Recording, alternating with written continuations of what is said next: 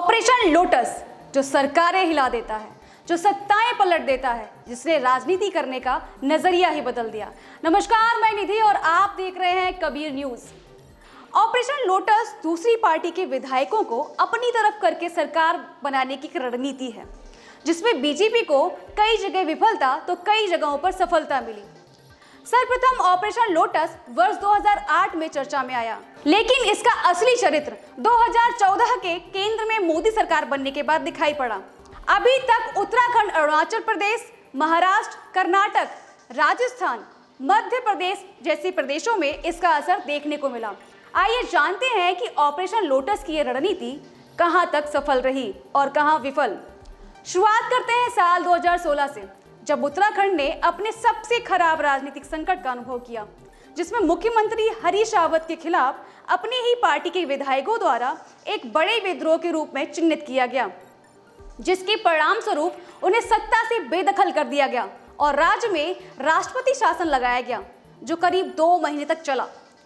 प्रधानमंत्री नरेंद्र मोदी और तत्कालीन भाजपा अध्यक्ष अमित शाह पर कांग्रेस द्वारा लोकतांत्रिक रूप से चुनी गई सरकार को अस्थिर करने के लिए अपनी ही पार्टी के भीतर दल बदल का आरोप लगाया गया।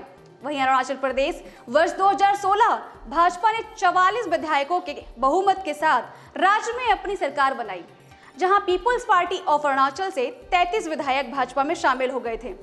वहीं गोवा साल 2017 में कांग्रेस के 17 सीटों के खिलाफ 21 सीटों का लक्ष्य बनाकर अपने दम पर कम सीटों के बावजूद जीत हासिल की। महाराष्ट्र साल 2019 शिवसेना ने कांग्रेस और रासपा के साथ सरकार बनाने के लिए गठबंधन किया, लेकिन भाजपा ने 23 नवंबर की सुबह देवेंद्र फडणवीस के शपथ ग्रहण के बाद रासपा प्रमुख शरद पवार के भतीजे और मजबूत अजीत पवार को अपनी तरफ करने और उन्हें डिप्टी नियुक्त करने के बाद उन्हें झकझोर दिया। हालांकि वरिष्ठ नेता शरद पवार और अन्य लोगों द्वारा चतुर राजनीतिक चालबाजी ने रासपा को और विधायक हासिल करने से रोक दिया। यह पता लगने के बाद कि वे संख्या एकत्र नहीं कर सके, फडणवीस सरकार ने सुप्रीम कोर्ट के फ्लोर टेस्ट के आदेश के तुरंत बाद इस्तीफा दे दिया। कर्नाटक एसडी कुमारस्वामी के नेतृत्व वाली गठबंधन सरकार को 23 जुलाई 2019 को उखाड़ फेंका गया, जो कि 6 जुलाई को कांग्रेस और एस के 16 विधायकों के इस्तीफे से शुरू हुआ था। भाजपा ने 2019 में इसी तरीके का तरीका अपनाया, जिसके चलते कांग्रेस ने बीजेपी पर ऑपरेशन लोटस का आरोप लगाया, जहां 26 जुलाई को भाजपा के बीएस येदियुरप्पा ने कर्नाटक के मुख्यमंत्री के रूप में शपथ ली थी। 2018 में मुख्यमंत्री पद से वंचित होने के बाद से परेशान सचिन पायलट ने जुलाई 2020 में विद्रोह का मंचन किया। गहलोत ने अपने समर्थकों को होटलों में तब तक रखा जब तक कि दिल्ली में पार्टी के नेतृत्व ने हस्तक्षेप नहीं किया और पायलट ने विद्रोह छोड़ दिया। गहलोत ने महीने भर से चल रहे संकट के लिए भाजपा को दोषी ठहराया।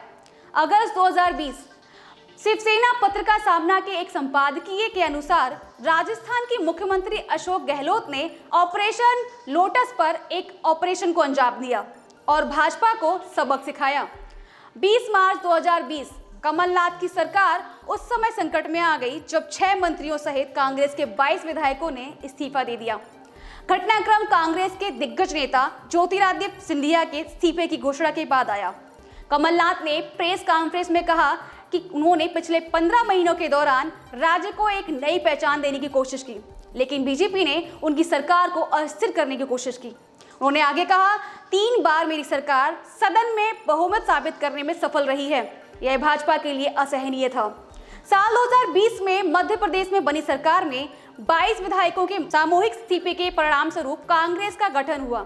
मुख्यमंत्री कमलनाथ को सत्ता में आने के 15 महीने बाद पद छोड़ना पड़ा था।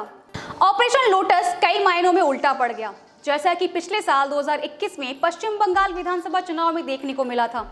मुकुल राय, शुवेंदु अधिकारी, राजीव बनर्जी सहित टीएमसी के कई मंत्री और नेता चुनाव से पहले के महीने में भाजपा में शामिल हो गए थे।